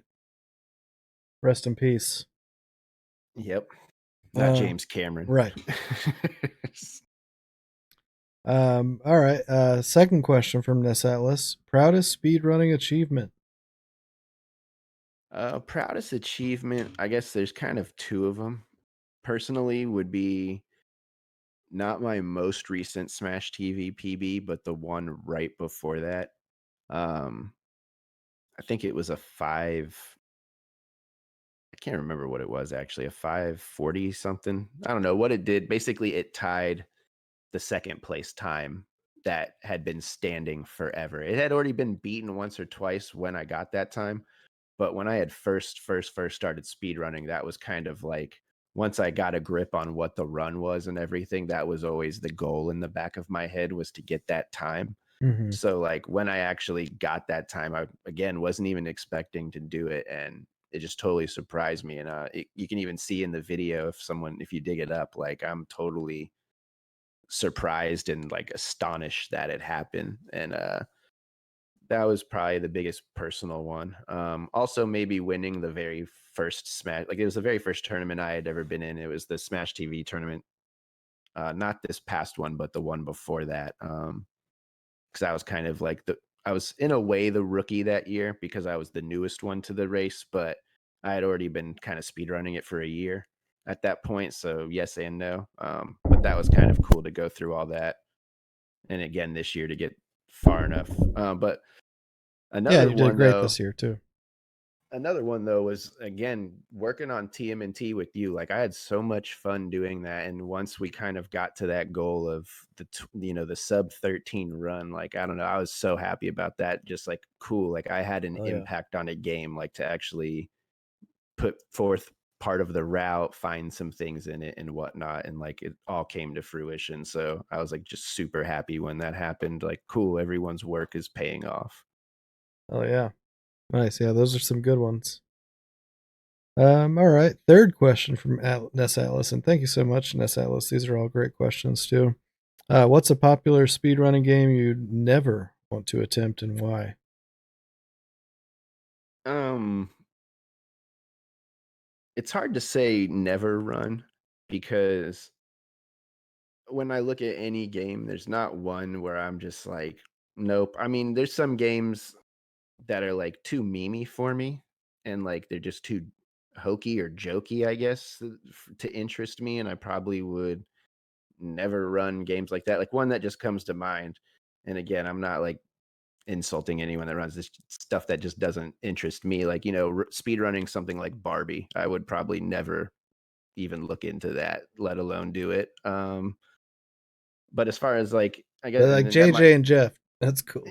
yeah, I don't know why this JJ and Jeff thing is interesting me so much, but it has. But yeah, that's something I probably would have never put time into. But it would be more of like routes that I would like popular routes I would stray away from. Like if I wanted to learn Mario 64, I'm not going to go learn 120 star. I would just go learn 16 star. I'm never going to learn 96 exit or like all castles for Super Mario World. So yeah, I mean, because like the closest game I could think of that would fit that question, I would say, is A Link to the Past.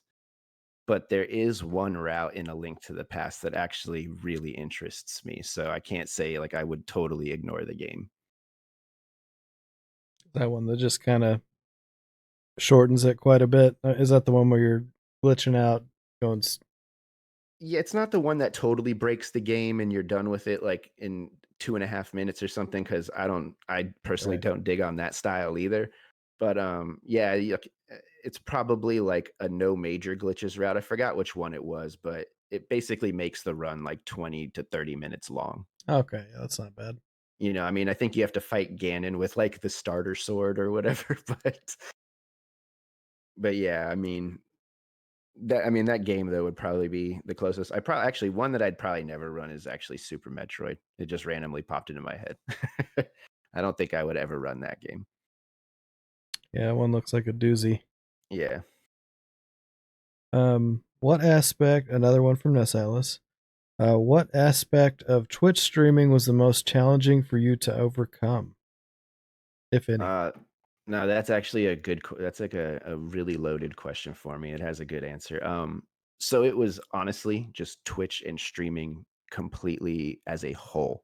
Um when I decided that I wanted to speed run, I started like digging it. Like I wanted to be very official about it and like just do it as legit as I could for what I had at the time. So I started like just Googling speedrun rules or something like that, just like so naive about it. And I forgot what website I landed on. It might have been like Speedruns Live or something, and they had a rules section, and it said like in order to do a race you had to stream it live if you were on emulator, like, but consoles would be okay. So I was like, oh, and I was brand new, hadn't even done a run yet, and I was like, oh, maybe race is just like the term they use for what I now know is just runs.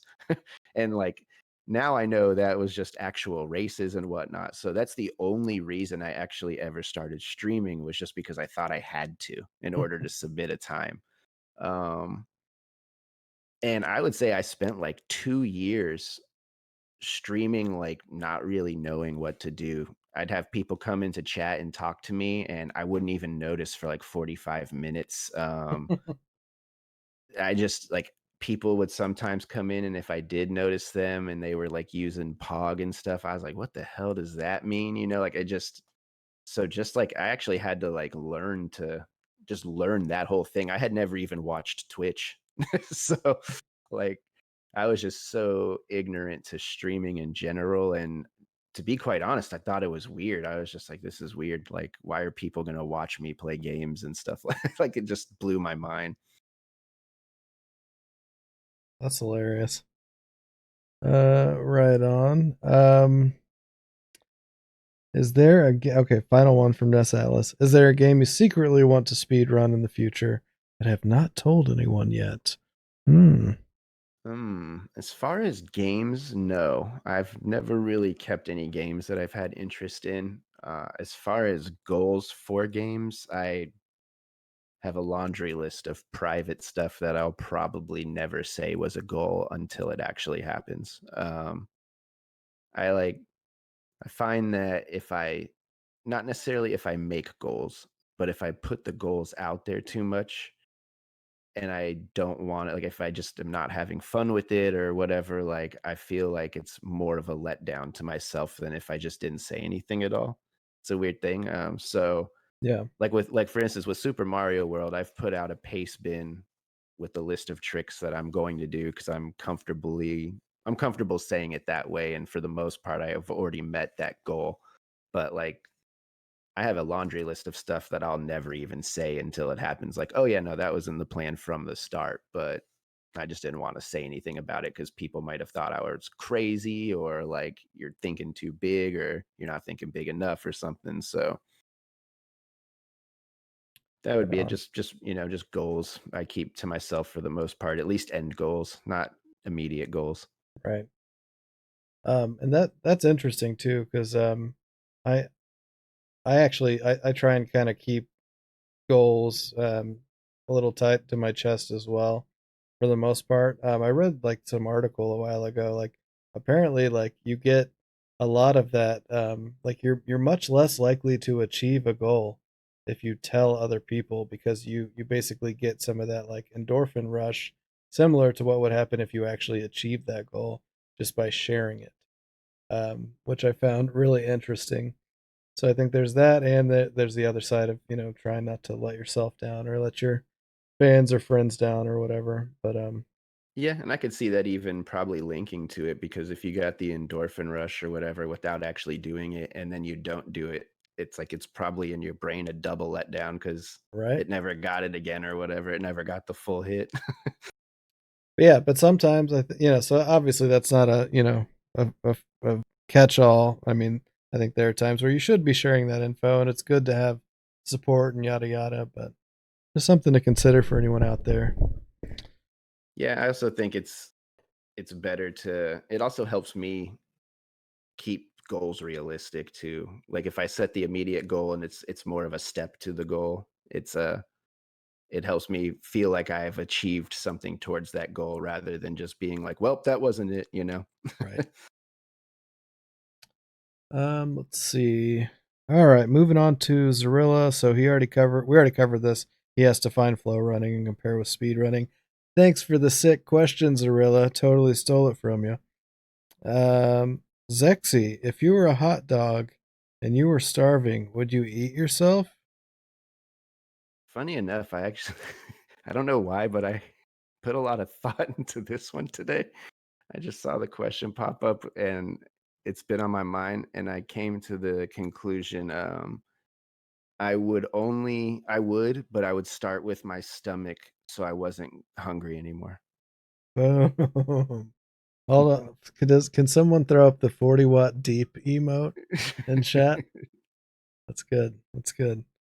And then a follow up, Acnot, is that how I pronounce that?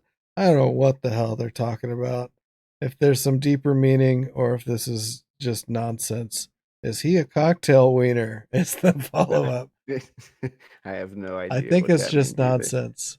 Yeah. Um, and Acnauts in chat, is 40-watt the best range for plasma? Oh, Uh, I oh, can give you an answer for that. This goes back to the nerdy Terminator questions like just loving it. To get deep into that, not if you're a human. In the Terminator lore, that's like the strength at which the Terminator weapons are, and if the humans capture the weapons, they actually have to dial them down to the 20-watt range, or else like it'll hurt them or kill them or hmm. something. There you go. Wow. All Yeah, right.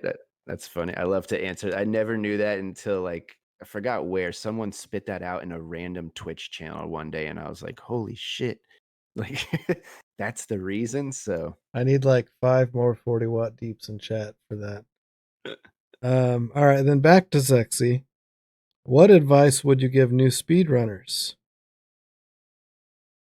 Um, I guess that just depends.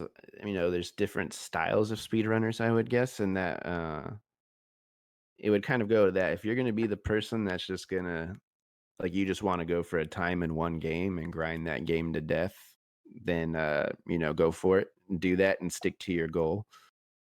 If you're a person that kind of wants to you're going to want to play numerous games, I would say, and this kind of goes, not to jump a little ahead, but I'll just kind of read what Zexy says after this. It says, if you go back in time, would you change anything about how you approached it at the beginning? And one thing I would have done different is not spend so much solid time on Smash TV. I would have put other things in there while I was grinding that for like the first 2 years, because that's literally all I did and that's all I played. Going and this kind of could also go to, even if you're going to grind one game, going back to what I said earlier, I find that if you play various games with different styles and different things to them, that it sharpens different skills that could still be applied back to whatever one game you're running. So, Sure. And you get to you meet new know, people too. yeah, that's always like, for me, that's always been one of the good things, especially about like medium-sized communities, is just like when I didn't I can pretty much credit the Teenage Mutant Ninja Turtle community for like basically having all the friends I do today. Like, no joke. Like meeting you and Skunky, like, and then I met Zarilla through you, and then all this was just like a floodgate to everybody else. So each time I jump into that, like that sort of happens with some games. I mean, with some games, it's just too big to kind of do that and really get intimately involved. But yeah, like Smash TV, I know those folks really well. I'll know a lot of the Ninja Turtle people, and that's one of my favorite communities, because I know a lot of the people in the games I don't even run in that whole franchise. Like Hmm. that's just a giant group of people that are all great. But I mean, that would be, I guess, to answer that question, is to kind of give yourself in the beginning, I guess, to also relate it to skating, actually. Like back in the day when we would skate and we'd see all these kids at the skate park and they just be flying around, wobbling everywhere. And like some people would come up to like my little group of like my little crew, and they're just like, man, how are y'all getting good and shit? And like one thing we noticed is that like these kids never learned how to actually skate. Like, Right. they just strapped on skates and went to the skate park, and that was it. Right. They didn't spend, like my friends and I, we would just go skate around the neighborhood for a year or something like that. And I think if you're starting out speed running, regardless if you're going to run one game only or many games, like learn how to speed run. Like play a couple different games, learn a lot of the base skills you're going to need to speed run whatever game you want, and then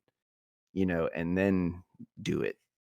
don't don't trap yourself into like one grind where you're just really hammering away. I mean, again, that could work for some people. For me, I think it was a disservice in a way. Yeah. Yeah, I think that's probably good advice for the majority. Yeah. Right on. All right. Ah, some wise words, yeah. All right. And then another question from Zexy. If you could go back in time, would you change? I guess you kind of Oh no, answered we that. just covered that. All Yeah. right. Yeah. Bald Nate. What is the origin story of 40WattRange, your elegant alter ego? That's a funny one.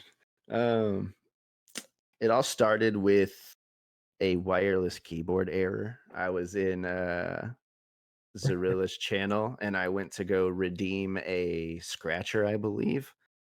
And I went to type, scratcher 40-watt range or whatever. And even though like the keyboard receiver's like a foot away from the keyboard, I just have so much crap on my desk, like glasses and just all types of weird technology crap, that like it just interrupts the signal every now and then. And at the time too, it had weak battery, so it was even getting worse. So when I typed out 40-watt range, it just put 40 wattange. So that's where what's like, and like that, it just stuck after that part, like, because it broke the bot. So it kind of became a little event at the time.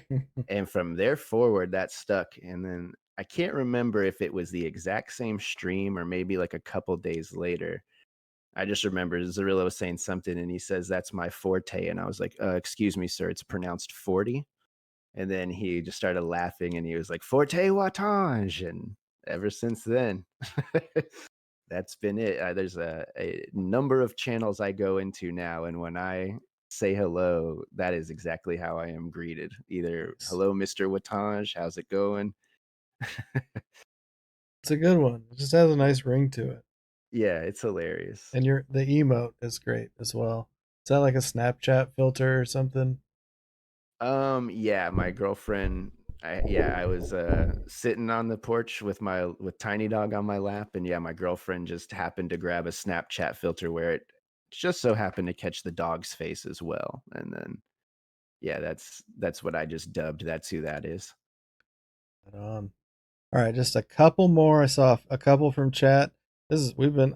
It feels like we haven't really been going that long, even though I'm exhausted and feel like a crazy person. But we do need to wrap it up here soon. Skunky asked, "When can we expect to see a TMNT arcade any percent 3 button category on Speedrun.com?" Yeah, this is how I approach any game that I'm a moderator or part of the community for. Like, if there is a genuine drive for it, I am more than willing to put it up to vote.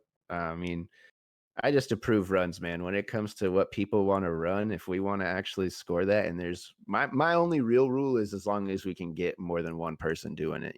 Like I don't want to go through all that and have just one run sitting there. So if there's actually a true demand for it and it's not really a haha whatever, I'm more than willing to talk about it in the Discord with everybody. And maybe some of us who are experienced with the game can go through some dry runs to see if it truly makes it better, like as far as just a quality of life thing.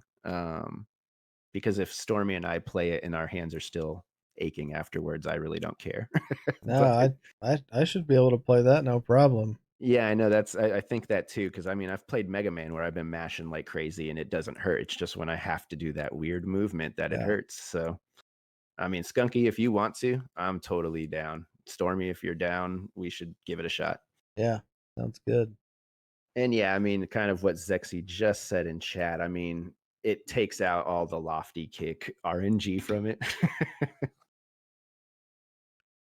Let's see. Okay, and then Bacon Omelet asks, now that you've been streaming for a while, what are some pet peeves you have that other streamers do? And please call them out by name. Oh yeah. All right, so this guy Bacon Omelet, right? I kind of copied his layout, but then I saw that he copied my layout kind of after that, so that really bugged me. Um, no, but for real, the only thing that's ever really, I don't really have. Well, I do have streamer pet peeves. Number one, like I hate when streamers are so concerned about what other streamers are doing with their channel. Like this person's doing this, and I'll never have this in my channel. It's like, cool, bro. Like that's how it should be. I don't know. Like that bugs me for some reason. And then the main thing is just when streamers get angry. Like it's helped me actually curb how I react and stuff, because there's a handful of streamers that I like to watch, but at times like they just genuinely rage out or get really upset with themselves or with what's happening and get really like they actually mad. That's the way to put it. Like they're actually angry. It's not like funny angry. Like they're just genuinely not having a good time, and that's a big turn off for me. Like I think at Yeah, that point you should either switch the game or just not stream at that point. Like, no one's having fun watching that because people are going to feel awkward in chat. People are going to I don't know, just makes everything awkward. yeah, and like, and I try really hard to curb that because I can definitely get tilted sometimes. But yeah, you're right. Sometimes it's like, all right, I need to be done streaming. Like this Yeah, is I mean, I've done it a lot recently with Super Mario World just because that little Koopa jump's been pissing me off. So I either just switch over to Smash TV or like there's been a couple times where I'm like, you know what, guys, I've been streaming for 30 minutes. I'm tired. This is not working out. I'm out of here. right. Yeah, we're not getting paid for this. Yeah, Well, kind of. I'm not making a living off of it. Right. Nice. All right, man. Yeah, we covered a lot tonight. Holy shit. I mean, Yeah. I knew we had a lot to talk about, but I'm glad we keep it flowing. I think this is really good, man. Um, Yep. Thank you again to everyone in chat for hanging out tonight, especially on a random Thursday. Of course, the 12-hour challenge starts tomorrow, so that's kind of why we wanted to do it today. So we once again hope to see you all playing JJ and Jeff. Yep. And Um, then look out for JJ versus Jeff. right, yeah. I think we're gonna shoot for Monday. So yeah, as per usual, obviously, yeah, make sure to check out Discord, so you can give us ideas for guests, any news tidbits you want covered, questions for guests, whatever. Twitter, YouTube, like and subscribe, comment, ring the bell. You know how it goes. All that fun stuff. 40. We're not gonna go quite yet, but any words for you from you while I kind of figure out our raid here. Yeah, absolutely. Thanks for having me on, man. It's been a blast. I've You're been a big welcome. fan and good friend of mine in this community. I just want to give a shout out to the Smash TV community, the TMNT community, the Mister community. We didn't even get into it, but the Retro Spy community, Oh yeah, should I had that on the list? um, the Sacred Oils community, speedrunning community in general, and of course, all the people that come and watch me at lunchtime or all the absolute random times during the day I stream. Right on. But yeah, and thank you again for being on. You're a fantastic guest. Could not have asked for more. Let's see. So yeah, what else? What else? What else? I think that's about it. Yeah, we're gonna go raid two snack. This channel is intended for mature audiences, so you know, there's that. Yeah, thanks again, everybody. Much love. We'll be back again. I'm pretty sure in a month. I think we're gonna keep doing this. I'm still having fun. So, have a great night and see you over at Two Snacks. Bye.